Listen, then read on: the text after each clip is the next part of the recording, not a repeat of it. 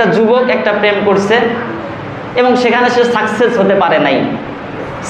হতে পারে নাই, ফলে সে কি করে, হতাশাগ্রস্ত হয়ে যায় এবং শয়তান তাকে পরামর্শ দেয়, এখন তুমি বিড়ি উঠাও, মদ উঠাও, গাঁজা উঠাও, আফিং, কোকেন, ভান এইগুলো তুমি জনমের মতো খাও, তোমার হতাশা দূর হয়ে যাবে।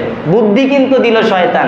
এবার আপনি খাওয়া শুরু করছেন, বিড়ি টানেন, গাঁজা টানেন, মদ খান, খেয়ে মাতলামি করেন। এরকম কিছুদিন যাওয়ার পর আপনার হতাশা তো কমবে না, আরো বাড়বে। বাড়তে বাড়তে একসময় আপনি কি করেন, বিষের বোতল হাতে নিয়ে খান, অথবা ওই যে গ্যাস ট্যাবলেট আছে ওগুলো গলার ভিতরে দেন, অথবা গলায় ফাঁস নিয়ে মারা যান। আহারে, আপনি যখন প্রেমে ব্যর্থ হয়েছেন, হতাশাগ্রস্ত হয়ে গেছেন, এটা কিছুই না। আপনি তখন একটা সিদ্ধান্ত নেবেন, প্রাকৃতিক নিয়ম হচ্ছে, ন্যাচারালি একটা নিয়ম হচ্ছে, যখন কেউ হতাশাগ্রস্ত হয়, যখন যে কোনো কিছুতে ব্যর্থ হয়ে যায়, তার প্রধান টার্গেট হওয়া উচিত তখন সুম্মা ইলাইনা লা তুরজাউন, আল্লাহর কাছে ফিরে যাওয়া। এটাই হচ্ছে মহা ঔষধ। এবং ওই ব্যর্থতা তাকে বুঝাতে শিখাবে যে পৃথিবীতে আপন বলতে কেউ নাই একমাত্র আমার প্রতিপালক ছাড়া, আমার আল্লাহ ছাড়া।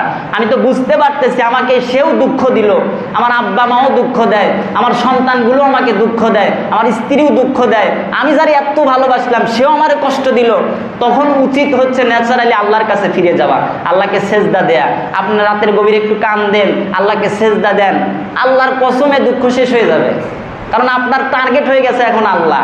নিশ্চিত আপনার এই দুঃখই থাকবে না, পেরেশানি থাকবে না। একদিন আপনি ট্রাই করে দেখেন, আল্লাহকে সর্বোচ্চ প্রায়োরিটি দেন, আল্লাহকে সর্বোচ্চ জায়গায় রাখেন।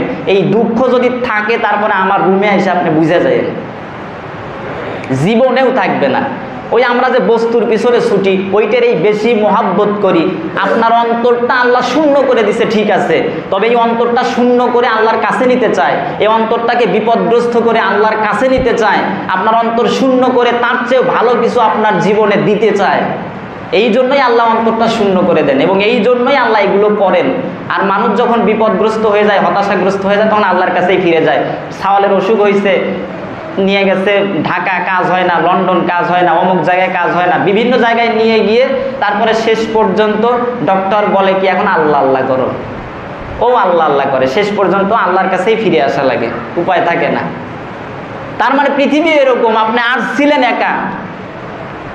এই দুনিয়ায় কিছু মোহ, এই দুনিয়ার কিছু মানে যে আবেগ, এই যে মানুষের আবেগ কাজ করে, বিবেক কাজ করে না, এই জন্যই তো এরকম আবেগ কাজ করে। আবেগ দিয়ে কোনো কিছু হয় নাকি? বিবেক খাটানো দরকার না। এই আবেগের কারণে যখন এই যে আবেগ কাজ করে, মনে করি এইটাই আমার সব, এইটা ছাড়া আমি বাঁচবই না। আল্লাহর কসম, জীবনে আল্লাহ ছাড়া কাউকে বাঁচার অবলম্বন মনে করবেন না, আল্লাহ ছাড়া কাউকে আপনার জীবনের সব কিছু মনে করবেন না, সব কিছু না, আপনি 0% মনে করবেন না। আপনার সন্তানের হক আপনার দিয়ে দেন, ওইটা আল্লাহ আপনাকে দিয়েছিল আর কি, কোনো রকম। আপনার সন্তানের হক দিয়ে দেন, আপনার মেয়ের হক দিয়ে দেন, আপনার যে ছেলে আছে হক দিয়ে দেন, স্ত্রীর হক দিয়ে দেন, আব্বা মার হক দিয়ে দেন, আপনার হক আল্লাহর কাছ থেকে চেয়ে নেন। তাহলে আপনি শান্তিতে থাকবেন, নিশ্চিত শান্তিতে থাকবেন। বাড়িতে সবাই হক চায়, স্ত্রীও তার হক চায়, ওইটা নিয়ে দৌড়াদৌড়ি করে, সন্তানরাও তাদের হক চায়, আমার এইটা দেয় না কে, তো ওইগুলো দিয়ে দেন। আপনি আল্লাহর কাছে আপনার নিজের হকগুলো চেয়ে নেন, মরে গেলে শান্তিতে থাকবেন, দুনিয়াতেও শান্তিতে থাকবেন। আপনার বড় বিল্ডিং নাই তাই কি হয়েছে, কিছু নাই তাই কি হয়েছে, আল্লাহকে যখন আপনি ভালোবাসতে শুরু করেছেন, আপনার সব আছে। ইমানবিহীন গোটা দুনিয়া পেলেও কোনো মুসলমানের কোনো লাভ নাই। ইমান নাই, সারা দুনিয়া আপনি পাইছেন, জীবনেও লাভ নাই। এবং একটা কথা মনে রাখবেন, এই পৃথিবীর কোনো কিছুর এই ক্ষমতা নাই যে সেটা না পেলে আপনি কাঁদবেন, আপনি অস্থির হয়ে যাবেন, হতাশাগ্রস্ত হয়ে যাবেন। এই পৃথিবীর কোনো কিছুর এই মর্যাদা নাই। আপনি মনে করবেন এই যুবকরাই এই অবস্থায় আরো বেশি।